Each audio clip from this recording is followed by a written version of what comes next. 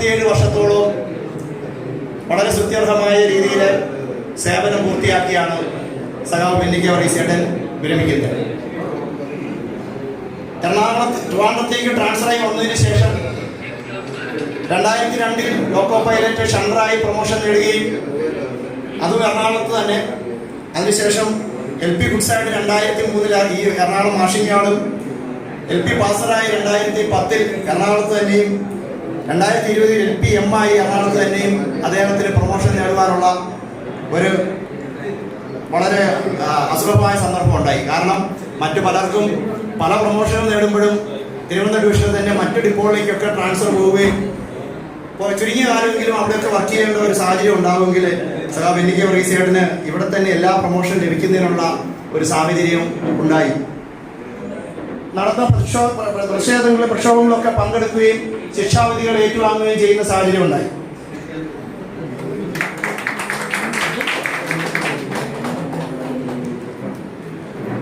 പെന്നിച്ചേട്ടന്റെ സഹധർമ്മിണി Sheena P വർഗീസിനെ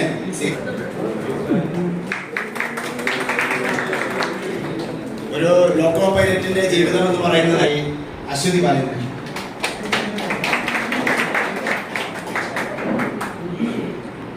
സാന്ദ്രയുടെ husband Akhil South Indian Bank secretariat ജോലിയാണ്. അദ്ദേഹം ഇവിടെ എത്തിച്ചേർന്നിട്ടുണ്ട്. അദ്ദേഹത്തെ സ്വീകരിക്കുന്നതിനായി സഖാവ് ജിപ്സനെ ക്ഷണിക്കുന്നു. മകൻ ജുവൽ ബെന്നി ബാംഗ്ലൂർ ഒറാക്കിളിൽ ജോലി ചെയ്തുകൊണ്ടിരിക്കുകയാണ്. അദ്ദേഹം ഇവിടെ എത്തിച്ചേർന്നിട്ടുണ്ട്. അദ്ദേഹത്തെ സ്വീകരിക്കുന്നതിനായി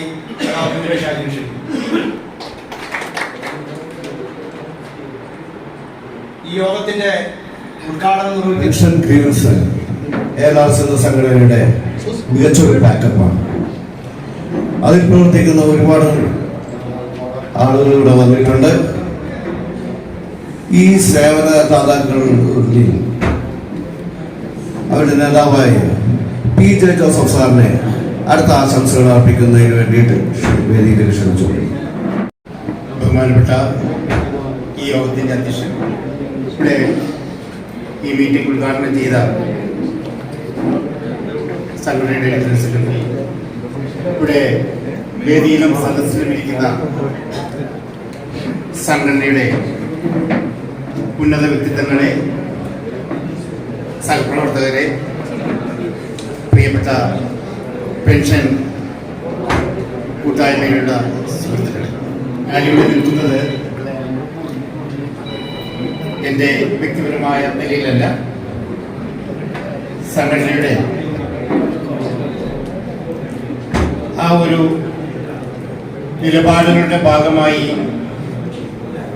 നമ്മളുടെ ഈ ഓഫീസിൽ മണിസാറിൻ്റെ നേതൃത്വത്തിൽ അതിൻ്റെ ബീജാപാപം നടത്തുകയും അതിനുശേഷം സാവിശ്വസ്തമായി ഏൽപ്പിച്ച ഞങ്ങളൊക്കെ ഇപ്പം അതിൻ്റെ ഭാരവാഹികളായി അത് മുന്നോട്ട് കൊണ്ടുപോവുകയും ചെയ്യുന്ന സംഘടനയുടെ പേരിലുള്ള ഓരോ വ്യക്തികളെയും റെപ്രസെൻ്റ് ചെയ്താണ് ഞാനിവിടെ സംസാരിക്കുന്നത്. ഇന്ന് ഇവിടെ മുഖ്യാതിഥിയായിരിക്കുന്ന ശ്രീ പെന്നിക്ക വർഗീസ്, അദ്ദേഹത്തിൻ്റെ പത്നി ഷീന പി വർഗീസ്, അവർക്ക് എല്ലാവിധ ആശംസകളും എൻ്റെയും പെൻഷൻ ക്രിയൻസിൻ്റെയും വിശിഷ്യ പാർട്ട്ണർമാരായ KS മണിസാറിൻ്റെയും എൽ മണിസാറിൻ്റെയും പേരിൽ അർപ്പിച്ചുകൊണ്ട് ഞാൻ 2 വാക്ക് സംസാരിക്കട്ടെ. LRC സംഘടനയെ സംബന്ധിച്ചിടത്തോളം അധികം പടിയേറുകയാണ്. ആക്ച്വലി റിട്ടയർമെൻ്റായി പോകുന്നത് പോലെ. പക്ഷെ ഞങ്ങളെ സംബന്ധിച്ചിടത്തോളം ഞങ്ങൾ അദ്ദേഹത്തിന് സ്വാഗതം നൽകുന്ന ദിവസമാണ്. ഞങ്ങളുടെ പ്രവർത്തനങ്ങളിലേക്ക് അദ്ദേഹത്തെ ഹാർദവമായി സ്വാഗതം നിങ്ങൾ ചെയ്തു. ഈ മീറ്റിംഗ് തുടങ്ങുന്നതിന് മുമ്പ് ഞങ്ങളത് ഓഫീസിൽ വിളിച്ച് ഔപചാരികമായിട്ട് ഞങ്ങൾ സ്വാഗതം അർപ്പിച്ചു. ഞങ്ങളുടെ ഭാഗമാക്കായി അദ്ദേഹം തീർന്നു കഴിഞ്ഞു. നമ്മളുടെ പ്രവർത്തനത്തിന് ഈ ഒരു LRCയുടെ നിലപാടുകളുടെ ഭാഗമായ ഈ സാമൂഹ്യ പ്രവർത്തനം, നമ്മൾ ചെയ്യുന്ന ഈ സാമൂഹ്യ പ്രവർത്തനം ഒരു പൈസ പോലും ആരിൽ നിന്നും പ്രതിഫലം വാങ്ങാതെ മെമ്പർഷിപ്പ് ഫീസൊന്നും വാങ്ങാതെ കേവലം ALRCയുടെ സപ്പോർട്ടോടുകൂടി മാത്രം ഇവിടെ നടക്കുന്ന ഈ ഓഫീസിൻ്റെ പ്രവർത്തനത്തിന് ബെന്നിയെ പോലെ മൃത ഭാഷയിൽ സംസാരിക്കുന്നവരും എപ്പോഴും മന്ദസ്വരത്തോടെ മൃദു പ്രശ്നങ്ങൾ നേരിടുന്നവരും ആയ വ്യക്തികൾ ഞങ്ങൾക്ക് തീർച്ചയായിട്ടും വളരെയധികം ആവശ്യമുണ്ട്. അദ്ദേഹത്തെ അതുകൊണ്ട് ഞങ്ങളിന്ന് പ്രത്യേകം ഹൃദയപൂർവ്വം എല്ലാവരുടെയും പേരിൽ ഇതിലേക്ക് ക്ഷണിക്കുകയാണ്. നമ്മുടെ കാലിൻ്റെ പെൻഷൻകാരുടെ കാലിടിയിലെ മണ്ണ് ഒഴിച്ചു പോകുന്ന പോലെയാണ് ഇപ്പോൾ നിയമങ്ങൾ വരുന്നത്. ശ്രീ അശോകൻ പറഞ്ഞതുപോലെ എല്ലാ ദിവസവും പെൻഷൻ സിസ്റ്റംസ് കേന്ദ്ര ഗവൺമെൻറ് എൻഹാൻസ് ചെയ്യപ്പെട്ടുകൊണ്ടിരിക്കുകയാണ്. 2024 വരെ കാര്യമായുള്ള പ്രശ്നങ്ങളൊന്നുമില്ലാതെ ഡോക്യുമെന്റേഷൻ നടന്നു പോയിരുന്നു. ഇപ്പൊ കഴിഞ്ഞ ആഴ്ച വന്നൊരു കേസ്, ഇന്ന് ഞങ്ങളതിൻ്റെ കുറച്ച് വർക്കൗട്ട് ചെയ്തതാണ് ഷംസുദ്ദീൻ. വ്യക്തിയുടെ പേരിലുള്ള വ്യത്യാസം, പെൻഷന്റെ പേരിലുള്ള അല്ലെങ്കിൽ ഡേറ്റ് ഓഫ് ബർത്തിലുള്ള വ്യത്യാസം PPO ആയിട്ട് മാച്ച് ചെയ്തില്ല. 2024 വരെ PPO ധാരാളം മതിയായിരുന്നു ആ ചേഞ്ചസ് ആധാറിൽ വരുത്തുവാൻ. കാരണം ആധാർ എല്ലാ കാര്യങ്ങളിലും ഇപ്പോൾ ലിങ്ക് ചെയ്യപ്പെട്ടിരിക്കുന്നു. മാഡത്തിന് അറിയാം, അക്കൗണ്ട് ആധാർ ലിങ്ക്ഡാണ്, KYC ആധാർ ലിങ്ക്ഡാണ് ആയിരുന്നു, വളരെ കാലമായിട്ടായിരുന്നു. പക്ഷേ ഏകദേശം ഒരു 5-6 മാസം മുൻപ് പെൻഷൻ ഓർഡറും ആധാർ ലിങ്കായി കഴിഞ്ഞു.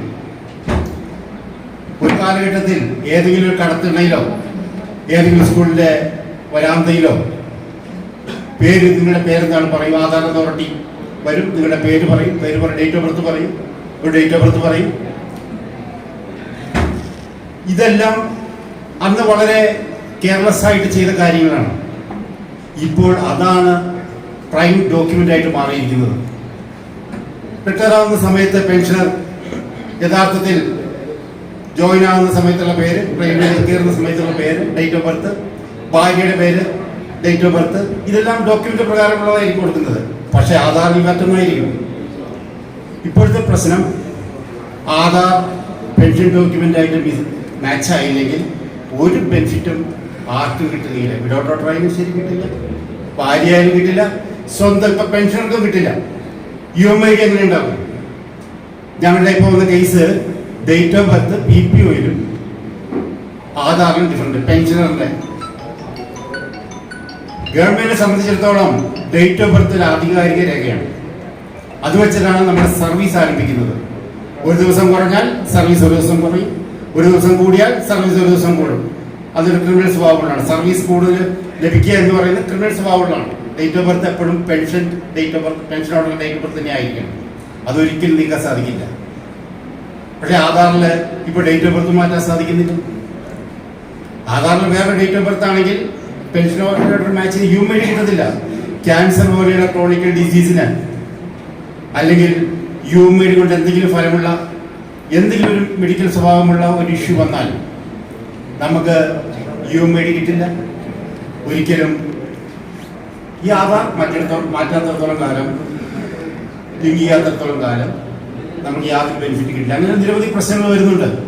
അതിന് നിയമത്തിന്റെ ഇത് വളരെ വളരെ കൂടുതലാണ്. അത് മാറ്റുന്നതിന് വേണ്ടി അഫിഡവിറ്റ് വേണം, ഗസറ്റ് പബ്ലിക്കേഷൻ വേണം, ഫോട്ടോ പതിച്ച ഡോക്യുമെന്റ് നമ്മുടെ അടുത്ത് വളരെ കുറവാണ്. ഇപ്പൊ 2016 ശേഷം ഡോക്യുമെന്റിൽ ഫോട്ടോ ഉണ്ട്, അതിന് മുമ്പുള്ളവർക്ക് ഫോട്ടോ ഇല്ല. അപ്പോൾ ഒരിക്കലും പെൻഷൻ ഓർഡർ ആദ്യ കാലഘട്ടങ്ങളിൽ ഏറ്റവും പ്രധാനമായിട്ടുണ്ടായിരുന്ന document pension order, pension payment order. ഇപ്പോൾ അതിനേക്കാളും മുന്നിലാണ് ആധാർ നിൽക്കുന്നത്. ഇങ്ങനെ നിരവധി പ്രശ്നങ്ങളുണ്ട്. മാത്രമല്ല മെഡിക്കൽ റീഇംബേഴ്സ്മെന്റുമായിട്ട് വരുന്ന ഒരുപാട് കേസസ്. റെയിൽവേയുടെ ചികിത്സാ സൗകര്യങ്ങൾ പരിമിതമാണ്. എംപാനൽ ആശുപത്രികൾ പേരിനു വേണ്ടി മാത്രമുള്ളതാണ്. കാര്യമായിട്ടുള്ള ക്രോണിക്കൽ ഡിസീസിൻ്റെ നടക്കുന്നില്ല അവിടെ. അപ്പോൾ ആളുകൾ പ്രധാനപ്പെട്ട അമൃത പോലെയുള്ള വലിയ ഹോസ്പിറ്റലുകളെ സമീപിക്കും. ജീവൻ രക്ഷ ഇതിനു വേണ്ടിയിട്ട് കുടുംബക്കാർ അവിടെ കൊണ്ടേ ജീവൻ കിട്ടേണ്ടതില്ല. അപ്പം അങ്ങനെയുള്ള പ്രശ്നങ്ങൾ വരുമ്പോഴേക്കും ഇതൊക്കെ തരണം ചെയ്യാൻ നമ്മൾ കൂടെ നിൽക്കേണ്ട ആവശ്യം വളരെ കൂടുതലാണ് ഇന്നത്തെ കാലഘട്ടത്തിൽ. റീഇംബേഴ്സ്മെന്റ് നിഷേധിക്കപ്പെടുന്നു, അതിനെതിരെ പ്രതികരിക്കാനുണ്ട്. നിരവധി പ്രശ്നങ്ങളുടെ ഇടയിലാണെന്ന് പെൻഷനിൽ പ്രവർത്തിച്ചുകൊണ്ടിരിക്കുന്നത്.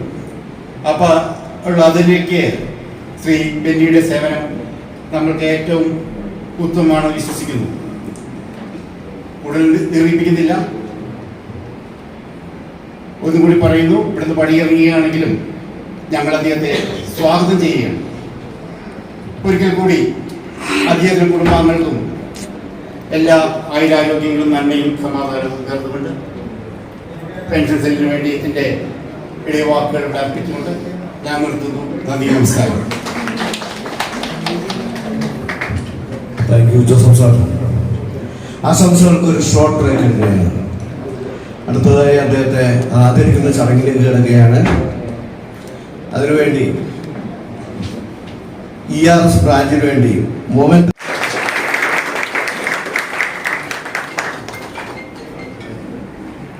ഷാൾ അണിയിച്ച് ആദരിക്കുന്നതിന് വേണ്ടിയിട്ട് EG രാജേഷിനെ ക്ഷണിച്ചോളുന്നു.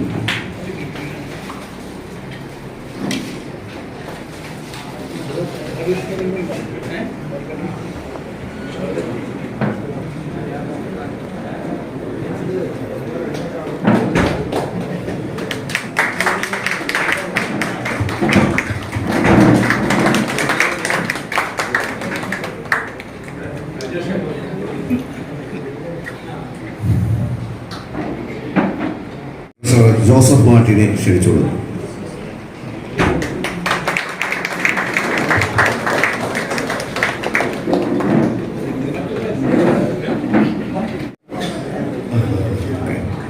ഡിവിഷന്റെ ആദരവ് നൽകുന്നതിന് വേണ്ടിയിട്ട് KV ജയേന്ദ്രനെ ക്ഷണിച്ചോളൂ.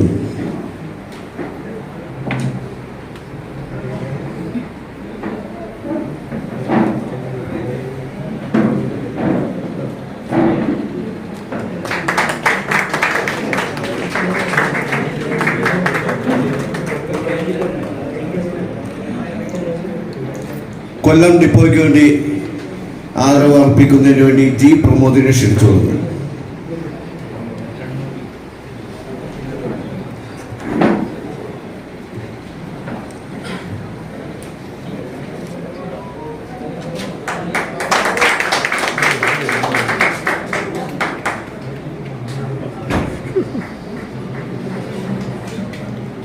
ട്രിവാൻഡ്രം ഡിപ്പോയ്ക്ക് വേണ്ടിയിട്ട് ആദരവ് അർപ്പിക്കുന്നതിന് വേണ്ടിയിട്ട് P ബിജുവിനെ ക്ഷണിച്ചോളുന്നു.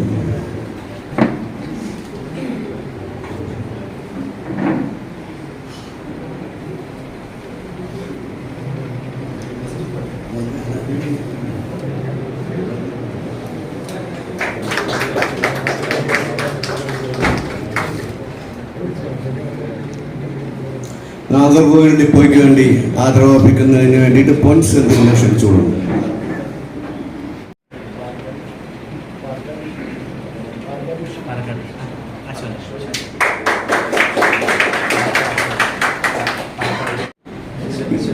MR രാധാകൃഷ്ണനെ ആൻഡ് ഗ്രൂപ്പിനെ മുഴുവൻ ക്ഷണിച്ചോളുന്നു.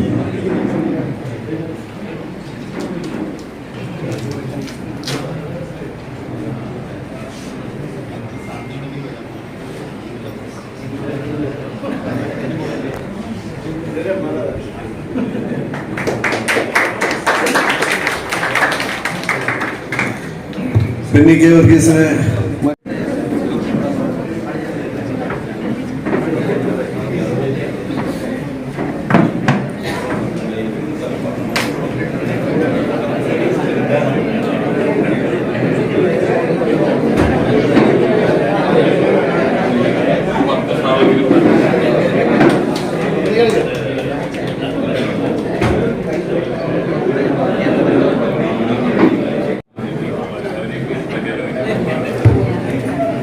അടുത്തതായി NM സജിയെ വേദിയിലേക്ക് ക്ഷണിച്ചുകൊള്ളുന്നു.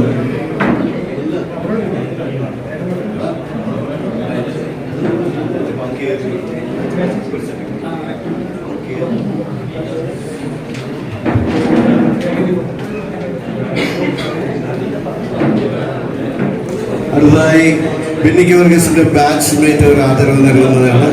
അതിനു വേണ്ടിയിട്ട് ബാച്ച്മേറ്റ് എല്ലാവരെയും ക്ഷണിച്ചോളൂ.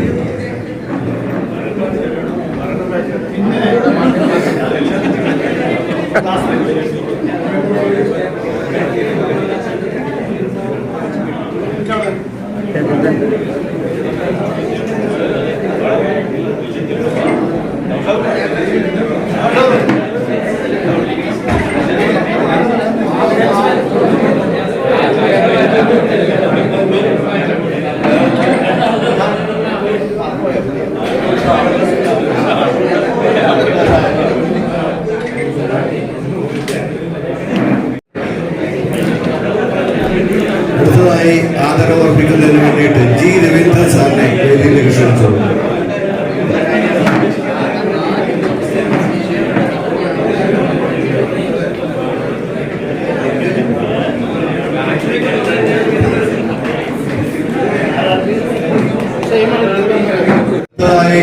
ആദരവർപ്പിക്കുന്നതിന് വേണ്ടി KK സുരേഷ് കുമാറിനെ വേദിയിലേക്ക് ക്ഷണിച്ചോളൂ.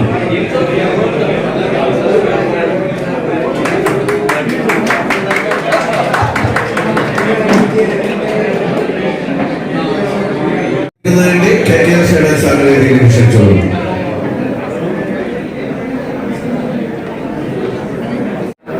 അധ്യക്ഷൻ ശ്രീ സുന്ദരം, സർവീസിൽ നിന്നും 37 കൊല്ലത്തെ നല്ല സർവീസ് ചെയ്ത റിട്ടയറാവുന്ന ബെന്നി കെ വർഗീസ്, അദ്ദേഹത്തിൻ്റെ സഹധർമ്മി, മകള്, മകളുടെ ഭർത്താവ്, മകൻ, എല്ലാവരും ആദ്യമായിട്ട് ഞാൻ നമസ്കാരം. ഇവിടെ പലരും പ്രസംഗിച്ചു, വളരെ ഗംഭീരമായി പ്രസംഗിച്ചു. റെയിൽവേയുടെ ബുദ്ധിമുട്ടുകൾ മാത്രം ഭയങ്കര ബുദ്ധിമുട്ടാണ് അതായത്. ഞാനൊരു എൻ്റെ മനസ്സിൽ ഞാൻ കയറി വരാത്തതിൻ്റെ ഒരു കാരണം ഞാൻ അതിനെ എതിർക്കുകയാണ്. കാരണം വെച്ചാൽ ഞാനൊക്കെ വർക്ക് ചെയ്തുകൊണ്ടിരിക്കുമ്പോൾ ഒരു കാറുണ്ടായിരുന്നു, സ്റ്റീമിൻ്റെ മുതൽ കരിവണ്ടി. അപ്പോൾ ഞാനിങ്ങനെ ആലോചിക്കാറുണ്ട്, പിന്നെ അടുത്ത ഡീസൽ വാങ്ങും, അതിൽ വർക്ക് ചെയ്യും. ഡീസലിൽ വാക്യൂം ബ്രേക്കിൻ്റെ ഒരു സാധനമുണ്ട്. ഇപ്പോൾ നിങ്ങൾക്ക് എയർ ബ്രേക്കാണ്, ഇലക്ട്രിക്കാണ്, എന്നാലും നിങ്ങൾ ബുദ്ധിമുട്ടുന്നു. റോസ്റ്ററിൻ്റെ കാര്യങ്ങളൊക്കെ ശരി ഞാൻ സംഭവിച്ചു. പക്ഷേ ഞങ്ങൾക്ക് ഒരു കാലത്ത് ശമ്പളത്തിൽ വളരെ കുറവായ ശമ്പളമായിരുന്നു. ഞാൻ റിട്ടയർമെൻറ്റ് സമയത്ത് എൻ്റെ ബേസിക് പെൻഷൻ 7,000 rupees. പക്ഷേ ഇന്നെല്ലാം കൊണ്ടും ഈശ്വരാനുഗ്രഹം കൊണ്ട് നല്ലൊരു ശമ്പളവും നല്ലൊരു പെൻഷനും നിങ്ങൾക്ക് കിട്ടുന്നത് എനിക്കും കിട്ടുന്നുണ്ട്. ഞാൻ റിട്ടയർമെൻറ്റിന് ശേഷം എൻ്റെ പെൻഷൻ നല്ല പെൻഷനാണ്. അതുകൊണ്ട് ഞാൻ ഒരിക്കലും അഡ്മിനിസ്ട്രേഷനെ കിട്ടുന്നില്ല.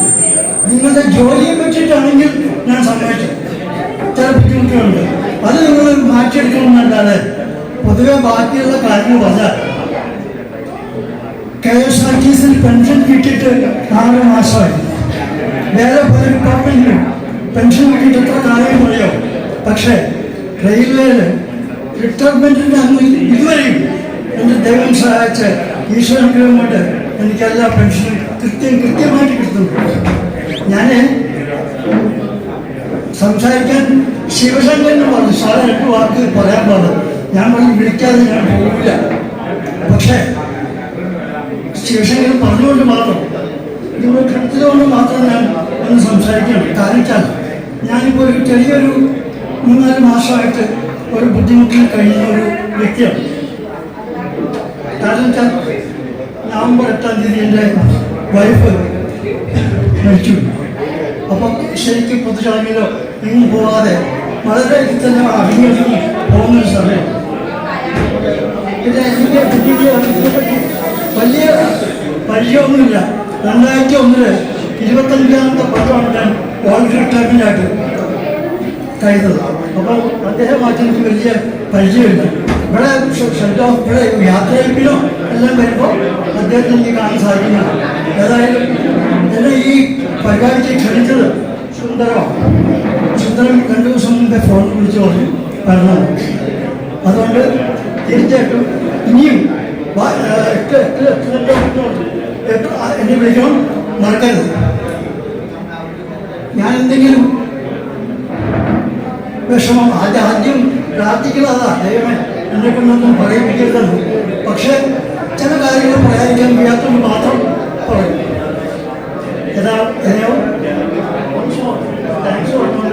എല്ലാവിധ ആശംസകളും അദ്ദേഹത്തിൻ്റെ ഫാമിലിക്കും. ഇനി ഇന്നത്തെ റിക്വസ്റ്റ് ഉണ്ട്, പറഞ്ഞതിന് ദേഷ്യപ്പെടുന്നത് അപ്പനെ തയ്ക്കാനായിട്ട് ചെറിയ കൊച്ചിന് വേഗം പ്ലീസ് റിക്വസ്റ്റാണ്. കാരണം റിട്ടയർമെൻറ്റ് ഇവർ പറയുമ്പോൾ തന്നെ നല്ല അദ്ദേഹത്തിന് 10 ദിവസം റെസ്റ്റ് എടുക്കട്ടെ. ഒരു ചെറിയ കുട്ടി അദ്ദേഹത്തിന് സമ്മാനിക്കണമെന്ന് ഞാൻ ഈശ്വരനോട് പ്രാർത്ഥിക്കുകയാണ്. നന്ദി, നമസ്കാരം. റിട്ടയർമെന്റ് ഒന്നിനും ഒരു പരിധിയല്ല. അത് നമ്മൾ കേട്ടിട്ടുണ്ട്, കണ്ടിട്ടുണ്ട്. എന്നാലും റിട്ടയർമെന്റ് ആയതിനു ശേഷം LLB പഠിച്ച് പാസ്സായി ഇന്നൊരു ജൂനിയർ അഡ്വക്കേറ്റ് ആയിരിക്കുകയാണ് ജി രവീന്ദ്രൻ സാർ. അത് അടുത്ത ആശംസകൾ അർപ്പിക്കുന്നതിന് വേണ്ടിയിട്ട് ജി രവീന്ദ്രൻ സാറിനെ വേദിയിലേക്ക് ക്ഷണിച്ചു.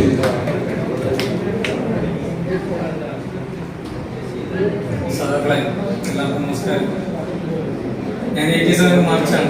പുള്ളി 89 തൊട്ടടുത്ത ലവച്ചിലായിരുന്നു. അദ്ദേഹം പറഞ്ഞ കാര്യങ്ങളിലോട്ട് ഞാൻ പുറകോട്ടൊന്ന് ചിന്തിച്ചു പോവുകയാണ്. അപ്പോൾ കപ്പൽ ലോഡ്ജിലാണ് ഞങ്ങൾ താമസം. തൊട്ടടുത്താണ് അശോക ലോഡ്ജ്. അപ്പോൾ നമുക്ക് എന്ത് സമരമുണ്ട്, ഇടയിൽ സമരമാണ്, അത് പറയാതിരിക്കാൻ പറ്റും. പോസ്റ്റർ എഴുതുക, സമരം ചെയ്യുക, PJക്കൊക്കെ അറിയാം. നമ്മളെല്ലാം കപ്പൽ ലോഡ്ജിൽ ഒരു 7-8 റൂമിലും അശോക ലോഡ്ജിൽ ഒരു 10 റൂമിലൊക്കെയാണ് താമസം. എന്ത് ഇഷ്യൂ ഉണ്ടായിരുന്നുണ്ടെങ്കിൽ മിക്കവാറും ഇഷ്യൂ ആണ്. ഒരാൾ ലീവ് വന്നില്ലെങ്കിലോ അല്ലെങ്കിൽ LF ബുക്കെടുത്ത് അകത്ത് വയ്ക്കുന്നു, ലീവ് ബുക്ക് പുറത്ത് വയ്ക്കില്ല, അതെന്താ അയാളുടെ കസ്റ്റഡിയിലാണ്. പിന്നെ രാവിലെ 10 മണി വരെ ലീവ് ബുക്ക് അക്സസ് ഇല്ല. 10 മണിക്ക് ക്യൂവിൽ നിന്ന് അയാളെ കാണുന്ന ഒരു സ്ഥിതിവിശേഷം ഉണ്ടാക്കി. ചിദംബരം അതൊക്കെ ചിദംബര സ്മരണകളാണ്, പറയാതിരിക്കാൻ. അപ്പൊ ആ കാലത്തേക്ക് തിരിഞ്ഞു നോക്കാതിരിക്കാൻ പറ്റില്ല. അപ്പോ ആ കാലത്തിൽ ഉജ്ജ്വലമായിട്ട് നമ്മളെ കൂടെ LRCക്ക് തോളോട് ചേർന്ന് പ്രവർത്തിക്കുന്ന ആരംഭ കാലഘട്ടത്തിൽ വളരെ ബുദ്ധിമുട്ടാണ്. അത് ഓവർകം ചെയ്യുന്നത് എളുപ്പമല്ല. പിന്നെ നമ്മുടെ ട്രിവാൻഡ്രം ഡിവിഷനിൽ അങ്ങനെയല്ല, നേതാക്കന്മാരെല്ലാം ഉള്ള കാലമാണ്. മിക്ക സീനിയർ ലീഡേഴ്സൊക്കെ ട്രിവാൻഡ്രത്താണ്. പാലക്കാട് ഡിവിഷനിലെ ലീഡേഴ്സ് ഇല്ലെന്ന് വേണമെങ്കിൽ പറയാം. അന്ന് LRC പേരിനെ ഉള്ളൂ അവിടെ. ആ കാലത്ത് തിരിഞ്ഞു നോക്കാതിരിക്കാൻ പറ്റില്ല. അതുകൊണ്ടാണ് ഞാൻ 2 വാക്ക് പറയാമെന്ന് വെച്ചത്. അപ്പൊ അത്രയും ബുദ്ധിമുട്ടുണ്ടായിരുന്നു. മൊബൈൽ ഇല്ലാത്ത കാലം, വീടുകളിൽ ഫോൺ ഇല്ലാത്ത കാലം, നാട്ടില് ഏതെങ്കിലും ഒരു വീട്ടില് ലാൻഡ് ഫോണിൽ ഉണ്ടായാൽ ഭാഗ്യം. അന്നത്തെ കാലം അങ്ങനെയാണ്. ട്രാൻസ്പോർട്ടേഷൻ വളരെ കുറവാണ്. അശോകം പറയുന്നായിരുന്നു, ഞാനിപ്പോ ഓർത്തുപോയതാണ്. വളയാറിങ്ങനെ ചുരം കയറാൻ തുടങ്ങുമ്പോൾ വലതുവശത്ത് സൂര്യൻ കാണും. സത്യം പറഞ്ഞാൽ സൂര്യനെ കാണുമ്പോൾ ഉറക്കമാരില്ല. രാത്രി ഫുൾ നൈറ്റ് കഴിഞ്ഞിട്ട് വളയാർ ഇങ്ങനെ കയറി തുടങ്ങുമ്പോൾ റൈറ്റ് സൈഡ് നോക്കിക്കഴിഞ്ഞാൽ സൂര്യന്റെ പിന്നെ അതിന്റെ നേച്ചറിനെ നമുക്ക് ആസ്വദിക്കാൻ കഴിയില്ല. കൊണ്ടുപോയിട്ട് നമുക്ക് ഉറക്കമാണ് വരിക. ആ സൺലൈറ്റ് അടിക്കുമ്പോൾ രാവിലെ ഒരു വല്ലാത്ത ഉറക്കമുണ്ട്. അപ്പൊ അത് അതിജീവിച്ചുകൊണ്ടാണ് വാളയാർ ചുരം കയറി പോകുന്നത്. അത് മാത്രമല്ല, കൈകാലം മുറച്ചിട്ട് കയറുന്നത്. എപ്പോഴാണ് ഈ കലമാനുകൾ പുറകെ വെച്ചിട്ട് നമ്മളാകുക, ദൂരെ കൊമ്പൊക്കെ ഉള്ള മൃഗങ്ങൾ ചാടുക, അതുപോലെ പുറകെ വന്ന് നിൽക്കുന്ന ആന, ഒറ്റ, ഇതുപോലുള്ള പ്രശ്നങ്ങളാണ്. രാത്രി അതിനെക്കാട്ടും മോശമാണ്.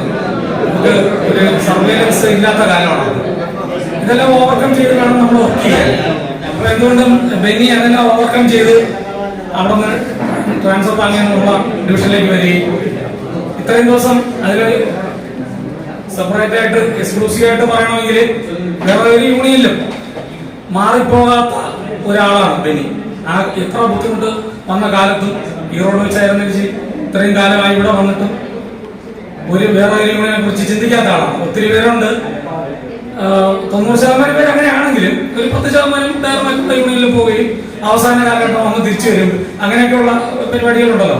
അതിലൊന്നും ചെന്ന് പെടാതെ, അങ്ങനെ ചിന്തിക്കുക പോലും ചെയ്യാതെ ഉറച്ചു നിന്ന ഒരു വ്യക്തിത്വമാണ്.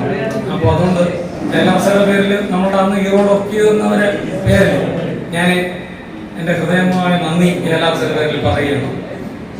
അപ്പോൾ സജി വന്നിട്ടുണ്ട്. എൻ്റെ നാട്ടുകാരനാണ്. സജിയെ കണ്ടപ്പോൾ ചോദിച്ചു, എങ്ങനെ സജി ഇവിടെ എത്തിയെന്ന്. അപ്പോൾ പറയുന്നത് ഇവിടെ എറണാകുളത്ത് ആവശ്യമായിട്ട് വന്നാണ്, പിന്നെ ഇതിന് പങ്കെടുത്ത് പോകാൻ സജി കണ്ടു വന്നാണ്. അപ്പം എനിക്ക് വലിയ സന്തോഷം. സജി എത്രയും 10-30 വർഷം, 40 വർഷത്തിൽ മുകളിലായിരുന്നു കണ്ടിട്ട്. എൻ്റെ നാട്ടുകാരാണെങ്കിൽ പുള്ളിയെ കണ്ടില്ല. പുള്ളി EBയിൽ എപ്പോഴേ റിസൈൻ ചെയ്ത് റെയിൽവേ വിട്ട് പോയാണ്. ഇവിടെ കാണാൻ പറ്റിയ സന്തോഷമുണ്ട്. വരുമ്പോഴൊക്കെ നമുക്ക് 90% ആൾക്കാർ റിട്ടയറായ ആൾക്കാരെയാണ് കാണുന്നത്. പുതിയ ആൾക്കാരെയൊക്കെ കാണാനുള്ള ഒരു അവസരം ഇല്ല എന്ന് വേണമെങ്കിൽ പറയാം. കാരണം ഇതുപോലുള്ള ഫംഗ്ഷൻസിലൊന്നും പുതിയ ആൾക്കാർ പങ്കെടുക്കാറില്ല. അതൊരു വലിയ സങ്കടമാണ്. എനിക്ക് വാക്ക് പറയാതെ പോകാൻ പറ്റുന്നില്ല. ഞാൻ ഇടയ്ക്ക് നമ്മുടെ ഈ ഈ ബന്ദിന്റെ അന്ന് 12-ാം തീയതി ഭാരത ബന്ദ് അഥവാ നാഷണൽ സ്ട്രൈക്കായിരുന്നു, തൊഴിലാളി സമരം. അപ്പൊ ഞാൻ എൻ്റെ തലേദിവസം ധർണയ്ക്ക് പങ്കെടുക്കാനായിട്ട് അവിടെ പോളിടെക്നിക്കിൽ പോയി അവരെ പ്രസംഗമൊക്കെ ആയിട്ട് വരികയാണ്. അപ്പോൾ ഈ 12-ാം തീയതി വന്നപ്പോഴേ അന്ന് നമുക്ക് പ്രത്യേകിച്ച് റിട്ടയർ ആയവർക്ക് സമരത്തിൽ പങ്കെടുക്കാൻ നിവൃത്തിയില്ലാത്തതുകൊണ്ട്, പിന്നെ റെയിൽവേ പൊതുവെ നമ്മുടെ എസെൻഷ്യൽ സർവീസ് ആയതുകൊണ്ട് അതിൽ പങ്കെടുക്കാൻ പറ്റില്ല. ആക്ടുകളൊക്കെ അപ്ലൈ ആകുന്നതുകൊണ്ട് എസെൻഷ്യൽ സർവീസ് ആയ പങ്കെടുക്കാൻ പറ്റില്ല. ദേശീയ സമരം നമ്മൾ നമ്മൾ ഡിക്ലെയർ ചെയ്ത് സാധാരണ അനുഭവം കാണിക്കും. അപ്പോൾ 12-ാം തീയതി വൈകുന്നേരം ഇത് അറിയാൻ വേണ്ടി ഞാൻ ന്യൂസൊക്കെ തുറന്ന് വെച്ച് ഞാനിരിക്കുകയാണ്. അപ്പോഴും മനോരമയിൽ ഒരു പരിപാടി, അപ്പോൾ നിങ്ങൾക്കും വിളിക്കാം, നിങ്ങളുടെ അഭിപ്രായങ്ങൾ പറയാം എന്ന് പറഞ്ഞ് ഫോണിൽ കേൾക്കായിരുന്നു. കുറേ നേരം ഞാൻ ഉണ്ടായിരുന്നു, രാത്രി 10 മണി. സത്യം പറയാൻ എനിക്ക് ഭയങ്കര അത്ഭുതം തോന്നിയാണ്. കേരളത്തെ പോലെയുള്ള ഇത്രയും നമുക്ക് ലിറ്ററസി കൂടിയ ഒരു സ്റ്റേറ്റിൽ വരുന്ന ഫോൺ കോളിൽ ഒന്നുപോലും ഈ ബന്ദിനെ അനുകൂലിക്കുന്നില്ല. അതെന്തുകൊണ്ടാണെന്ന് എനിക്ക് മനസ്സിലാക്കുന്നത്. പക്ഷെ പ്രധാനമായിട്ടും നമ്മുടെ LRC പോലുള്ള സംഘടനകളായിരിക്കും ഒരു പക്ഷേ കുടുംബത്തെയൊക്കെ പങ്കെടുത്തുകൊണ്ട് ഇതുപോലുള്ള റിട്ടയർമെന്റ് ഫംഗ്ഷൻസ് സംഘടിപ്പിക്കാറ്. സാധാരണ മറ്റുള്ള ഡിപ്പാർട്ട്മെന്റിലൊന്നും അങ്ങനെ ഇല്ല. കാരണം റിട്ടയർമെന്റിന്റെ അന്ന് വൈകുന്നേരം അവിടെ കൂടെ വർക്ക് ചെയ്യുന്ന ആൾക്കാർ കൂടി ഒരു ഫംഗ്ഷൻ നടത്തിവിടുന്ന പതിവ്. നമ്മളിത് ഫംഗ്ഷൻസ് എപ്പോഴും നടക്കുന്ന കുടുംബമെല്ലാം വന്നിരിക്കാം. എന്തിനു വേണ്ടിയാണെന്നുള്ളത് നമ്മൾ ചിന്തിക്കണം. എനിക്ക് നിങ്ങൾക്ക് കേൾക്കാം, പങ്കെടുക്കാം എന്ന് പറയുന്ന ആ പരിപാടി കേട്ടപ്പോഴാണ് ആ ഡിഫറൻസ് എനിക്ക് മനസ്സിലായത്. ഏകദേശക്കാരന്റെ ഫാമിലിയിലുള്ള ഒരു മെമ്പർ പോലും ഇതിന് എഗനിസ്റ്റ് ആയിട്ട് സംസാരിക്കില്ല. കാരണം they know how labor codes affect our liberty and freedom. നമ്മുടെ ഓരോ പ്രശ്നങ്ങളും ലേബർ കോഡ് അടിച്ചമർത്തിക്കൊണ്ടിരിക്കുന്ന ലേബർ കോഡുകൾ ഇപ്പോൾ വന്നിരിക്കുന്നു. 4 ലേബർ കോഡുകൾ 2019 പാസ്സാകുകയും, നിങ്ങൾ ആലോചിച്ചു ഒരു ഡെമോക്രാറ്റിക് രാജ്യത്തില് ഓപ്പോസിഷൻ പാർട്ടിയിലുള്ള മെമ്പർമാർ പുറത്തു നിൽക്കുന്ന അല്ലെങ്കിൽ സസ്പെൻഡ് ചെയ്യപ്പെട്ടിരിക്കുന്ന സമയത്ത് ബില്ല് പാസ്സാക്കുകയും ലേബർ കോഡുകൾ പാസ്സാക്കിയെടുത്ത ഒരു ഗവൺമെന്റാണ് ഇപ്പോൾ ഭരിക്കുന്നത്. കുറ്റം പറയുകയല്ല, ലജ്ജാപകം. ലോകത്തിൽ ഏറ്റവും വലിയ ശക്തമായ ഡെമോക്രസി ഉള്ള രാജ്യത്ത് അപ്പോസിഷൻ മെമ്പേഴ്സ് പുറത്തു നിൽക്കുമ്പോൾ ഡിബേറ്റ് ഇല്ലാതെ, ഡിസ്കഷൻസ് ഇല്ലാതെ ലേബർ കോഡുകൾ പാസ്സാക്കുകയും ആ ലേബർ കോഡ് ഇംപ്ലിമെന്റ് ചെയ്യുകയും ചെയ്തിരിക്കുകയാണ്. ഇപ്പോൾ ഈ കഴിഞ്ഞ നവംബറാണ് 20 നവംബറിൽ അത് ഇംപ്ലിമെന്റ് ചെയ്തിരിക്കുകയാണ്. ആലോചിച്ചപ്പോൾ ലേബർ കോഡ് കൊണ്ട് എന്താണ് നമുക്ക് ദോഷം? ആ ലേബർ കോഡിന് അഗനിസ്റ്റ് ആയിട്ടാണ് ഒരു ദേശീയ സമരം 12-ാം തീയതി നടന്നത്. അപ്പൊ ആ ഫോൺ കോൾസിൽ വരുന്ന ആൾക്കാരെല്ലാം പറയുന്നത് ജനത്തിന്റെ ജീവിതം മുട്ടിച്ചുകൊണ്ട് നടത്തുന്ന ബന്ദ് ഞങ്ങൾ എതിർക്കുകയാണ്. അത് എന്തിനു വേണ്ടിയാണ് നടത്തപ്പെടുന്നത് പോലും ആരും ഡിസ്കസ് ചെയ്യാൻ തയ്യാറല്ല. 1-2 ലേബർ യൂണിയൻ നേതാക്കന്മാർ മാത്രം അതിന് പോസിറ്റീവായിട്ട് കുറെ കാര്യങ്ങൾ ഇങ്ങനെ പറയുന്നു. ലേബർ കോഡ് എന്ന് പറയുന്ന സംഭവം ജനത്തിന് അറിയുക പോലും ഇല്ല എന്നുള്ളതാണ് അവസ്ഥ. നമ്മുടെ LRC കുടുംബങ്ങൾക്ക് അറിയാൻ പറ്റും. കാരണം നമ്മൾ we are making them as part of our life. നമ്മുടെ ജീവിതത്തിന്റെ ഭാഗമായിട്ട് നമ്മുടെ ഫാമിലികൾ മാറുന്നതുകൊണ്ടാണ്. സാധാരണ തൊഴിലാളി അതൊന്നും അറിയിക്കുന്നില്ല. ഏണിംഗ് മെമ്പർ ഏൺ ചെയ്യുന്നു, ആ പൈസ വീട്ടിൽ കൊണ്ട് കൊടുക്കുന്നു. അവന്റെ ലിബർട്ടിയോ അവന്റെ ഫ്രീഡമോ അവന്റെ അവകാശങ്ങളോ ഒന്നും ആ വീട്ടിൽ ഡിസ്കസ് ചെയ്യപ്പെടുന്നില്ല. അവർക്ക് കാശ് മാത്രം കിട്ടുന്നു നോക്കണം. നമ്മൾ വാങ്ങുന്ന കാശ് എങ്ങനെ വരുന്നു എന്നുള്ളത് നമ്മുടെ ഫാമിലിക്ക് അറിയാം. അതാണ് LRCയുടെ വ്യത്യാസം. നമ്മുടെ ഏബ്രഹാം ലിങ്കൻ, ഞാനത് വോട്ടിംഗ് ആയിട്ട് പറയാനല്ല, ഒരു എക്സാമ്പിളായിട്ട് പറയും. അദ്ദേഹം അമേരിക്കയിൽ പ്രസിഡന്റ് ആയപ്പോൾ അദ്ദേഹത്തെ ഒന്ന് കളിയാക്കാൻ വേണ്ടി, ഒന്ന് മോശപ്പെടുത്താൻ വേണ്ടിയാണ് ഓപ്പോസിറ്റിൽ വന്ന ഒരാൾ ഗ്രീറ്റ് ചെയ്യുന്നത്. എനിക്കത് കേട്ടപ്പോൾ രസമായിരുന്നു, കേട്ടപ്പോൾ അതുകൊണ്ടാണ് ഞാൻ പറയുന്നത്. ഗ്രീറ്റ് ചെയ്യുന്നത്, നിങ്ങളുടെ അച്ഛൻ എനിക്ക് തുന്നി തന്ന ഷൂ ആണ് ഞാൻ ഇട്ടിരിക്കുന്നത്. അദ്ദേഹത്തിന്റെ അച്ഛൻ ഷൂ മേക്കറാണ്, എബ്രഹാം ലിങ്കൻ. അപ്പൊ അദ്ദേഹം വളരെ സിമ്പിളായിട്ട് പറഞ്ഞു, സാറ് പറഞ്ഞത് ഞാൻ സ്വീകരിക്കുകയാണ്, എനിക്ക് വലിയ സന്തോഷം തോന്നി.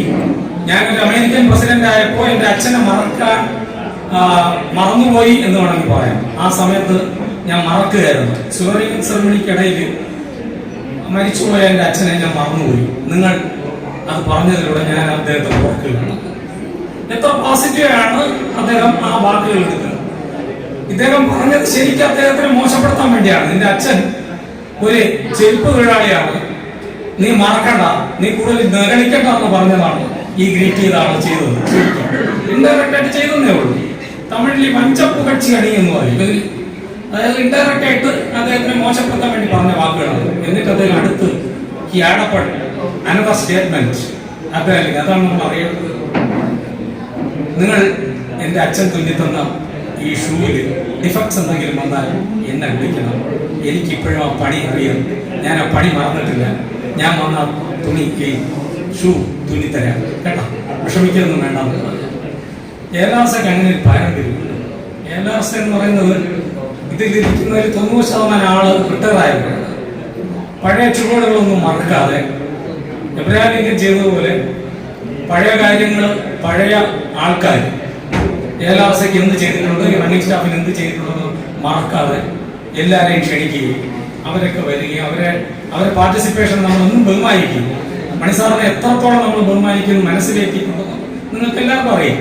നമ്മൾ പ്രത്യേകിച്ച് പറയേണ്ട കാര്യമില്ല. അപ്പോൾ പഴയ ചുവടുകൾ മറക്കാതെ പോകുന്ന ഒരു യൂണിയനല്ല ഇവിടെ വെച്ചിരിക്കുന്ന അദ്ദേഹത്തിന്റെ SK സാറിന്റെ പ്രതിമ. നമുക്കറിയാം അദ്ദേഹത്തിന് ഓർക്കേണ്ട ഒരു ആവശ്യമില്ല അല്ലേ നമുക്ക്. ഫോർ എക്സാമ്പിൾ മറ്റുള്ള യൂണിയനൊക്കെ ഇങ്ങനെ ചെയ്യാറുണ്ടോ? അദ്ദേഹം നോർത്ത് ഇന്ത്യയിൽ നമുക്ക് വേണ്ടി എന്തെല്ലാം ധ്യാനം സഹിച്ച മനുഷ്യനാണ്. ഒരു പ്രൊമോഷൻ പോലും ക്യാരി ഔട്ട് ചെയ്യാതെ ആ കേഡറിൽ റിട്ടയർ ആയ ആളാണ്. നമ്മുടെ മനസ്സിൽ നമ്മൾ കുറിച്ചിട്ടതുകൊണ്ടാണ് അദ്ദേഹത്തിനെ ബഹുമാനിക്കാൻ ഇവിടെ അദ്ദേഹത്തിന് പ്രതിമ വെച്ചിരിക്കുന്നത്. വരുന്ന കാലത്ത് ഫ്യൂച്ചറിൽ വരുന്ന ജനറേഷന് അദ്ദേഹം ആരെന്ന് പോലും അറിയില്ല. പക്ഷേ അദ്ദേഹത്തിന്റെ ഹിസ്റ്ററി പഠിക്കുന്ന ഓരോ ആളിനും അദ്ദേഹം എത്രത്തോളം പാടുപെട്ടു, മണിസാർ എത്രത്തോളം അറസ്റ്റ് കഴിച്ചു, റോഡിലൂടെ തുണി അഴിച്ച് നിക്കറിൽ വലിച്ച് അഴിച്ചു കൊണ്ടുപോകുന്ന ഒരു കാഴ്ച നമ്മളെപ്പോഴും മനസ്സിൽ സാറിനെ കുറിച്ച് ഓർക്കുമ്പോൾ നമുക്ക് ഓർക്കേണ്ട കാര്യങ്ങളാണ്. അത് എന്നും മനസ്സിൽ ഉറപ്പിച്ചുകൊണ്ടാണ്, എന്നും ഓർമ്മിപ്പിച്ചുകൊണ്ടാണ് നമ്മളെ റിട്ടയറായ ആൾക്കാരെ ക്ഷണിക്കുന്നത് ഈ വക ഫംഗ്ഷൻസ്. അതൊരു ഗ്രേറ്റ് റെസ്പെക്ട് ആണ്. അതിന് എല്ലാ സ്ഥലത്തും നമ്മളൊന്നും കടപ്പാടുള്ളവരാണ്. ഞാൻ പറഞ്ഞു വന്നത് സമയമായ സൈലൻസ് പ്ലീസ്. സദസ്സിൽ നിന്നുള്ള ശബ്ദം അധികരിക്കുന്നു.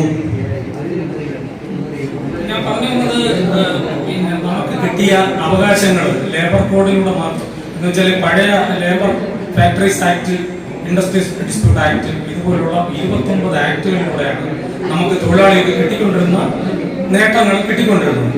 വെറും ആക്ടുകൾ മാത്രമല്ല സുഹൃത്തുക്കളെ, അത് കംപ്ലീറ്റ് ഓരോ പ്രാവശ്യവും അതിന് ഇന്റർപ്രിട്ടേഷൻ കൊടുക്കുന്ന, ഞാനിപ്പോഴേ LLB കഴിഞ്ഞതുകൊണ്ടോ അല്ല ഞാൻ പറയുന്നത്, ഇന്റർപ്രിട്ടേഷൻ കൊടുത്തുകൊണ്ട് ഓരോ ജഡ്ജ്മെന്റും കാലാകാലങ്ങളായിട്ട് വന്ന ജഡ്ജ്മെന്റുകളാണ് ഇന്ത്യയെ നയിക്കുന്നത്.